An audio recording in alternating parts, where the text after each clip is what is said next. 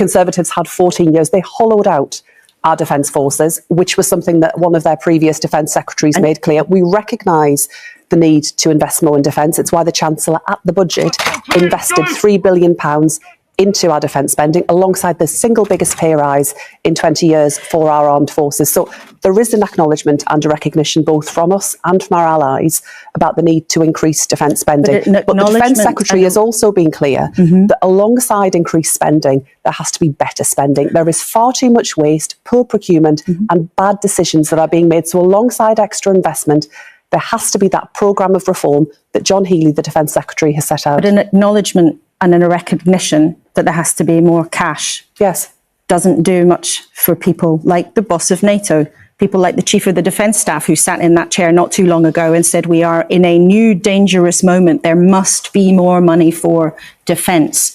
You've had 7 months and you still won't even tell us when you're going to hit the target that you've already set. There is already more investment going into defence. We recognise absolutely that there is more to do. But I would just point out, yes, absolutely, 7 months.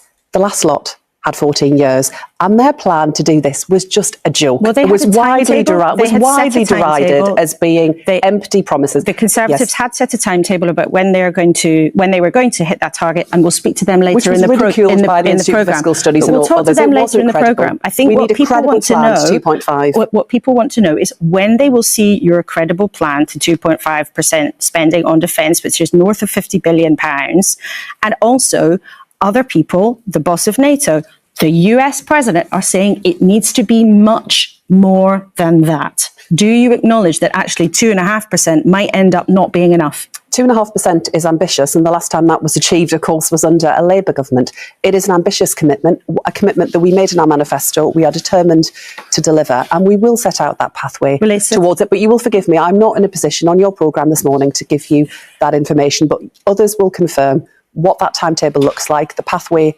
towards it. And we are already investing more in defence, both here and also the additional £3 billion a year we are putting towards defence spending to bolster the Ukrainian people. Will the Prime Minister tell the President this week? The Prime Minister and the President will, I'm sure, have a wide-ranging discussion about how we build on that special relationship between our two nations, something that is so important to us and to the US President. And of course, the peace settlement in Ukraine, defence spending on the part of both the UK and our allies, I'm sure will be a feature of that conversation. But the Secretary of State, you know, this is an absolutely key demand from Donald Trump.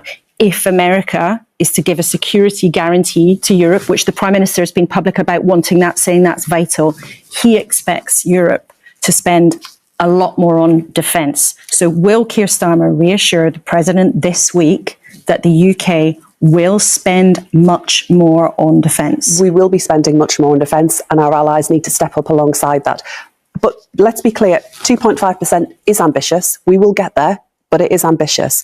And this is also in the context of the public finances, which, let's be honest, were left in a devastating state by the Conservatives. A £22 billion black hole, no credible plan for this nonsense that they claim around how they were going to reach 2.5%. What we will set out as a government will be a credible plan to deliver with a pathway towards it, but also making sure that where we're spending money, we're spending it well. There is far too much waste and inefficiency, and we need a programme of reform, as the Defence Secretary has set out. Well, I'm not sure that some of your rivals and people like the boss of NATO would say that 2.5% is ambitious in times like these. However, let's move on. Bridget Phillipson's remarks during her interview with Laura Kuenssberg were nothing short of a masterclass in political deflection, empty rhetoric, and outright evasion. In typical Labour fashion, she attempted to shift blame entirely onto the Conservatives for the state of the UK's defence forces, conveniently ignoring the fact that her own party has failed to provide any concrete plans or timelines for improvement in the 7 months they have been in power. Her repetitive attempts to highlight the previous government's shortcomings only serve to expose Labour's own incompetence and lack of vision. Throughout the interview, Phillipson dodged direct questions about when Labour would achieve the supposed ambitious target of 2.5% defence spending, offering only vague assurances and meaningless platitudes. The reality is that Labour has no clear plan. If they did, she would have been able to articulate it rather than relying on generic statements about pathways and determination. Her attempt to claim that Labour was committed to increasing defence spending while simultaneously blaming public finances left by the Conservatives was laughable, if not outright contradictory. This is the same Labour Party that constantly advocates for reckless public spending in virtually every sector except defence. Suddenly, when pressed on national security, they feign fiscal responsibility as an excuse for their inaction. Perhaps the most embarrassing aspect of Phillipson's performance was her failure to acknowledge the growing concerns from allies such as NATO and the United States. When confronted with the reality that key international figures, including the US President and the head of NATO, expect the UK to spend far more than the 2.5 target, she could do nothing but weakly reiterate that it was an ambitious figure. Ambitious?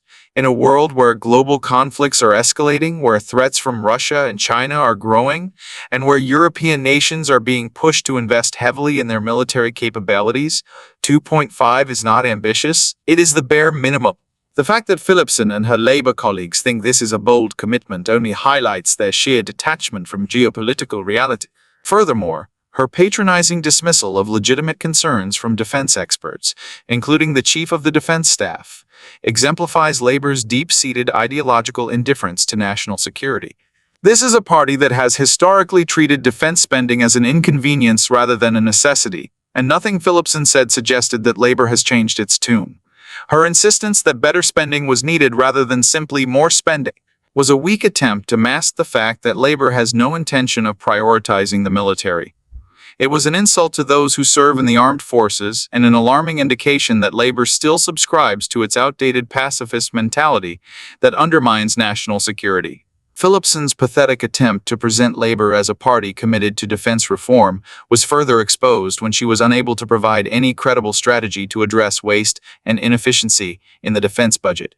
It is easy to criticize previous governments for poor procurement decisions, but what is Labour actually going to do about it? She didn't say, because they don't know. Instead of offering solutions, she hid behind tired, rehearsed talking points about recognition and acknowledgement, which ultimately mean nothing when the party refuses to take decisive action. As for her remarks about Donald Trump's expectations regarding European defense spending, she once again fumbled in her response.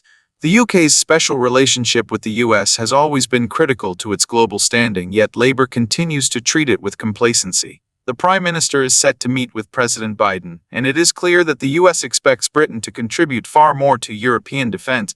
Rather than committing to this and reassuring allies that the UK will meet its obligations, Phillipson merely parroted empty phrases about stepping up while failing to specify how or when this would happen. This weakness will not go unnoticed in Washington, where leaders are looking for genuine commitment, not feeble excuses wrapped in political spin. At the core of Labour's failure is its fundamental lack of leadership, vision, and credibility on defense. They spent years in opposition criticizing the Conservatives, yet now that they are in power, they have proven to be just as, if not more, inept when it comes to delivering real solutions.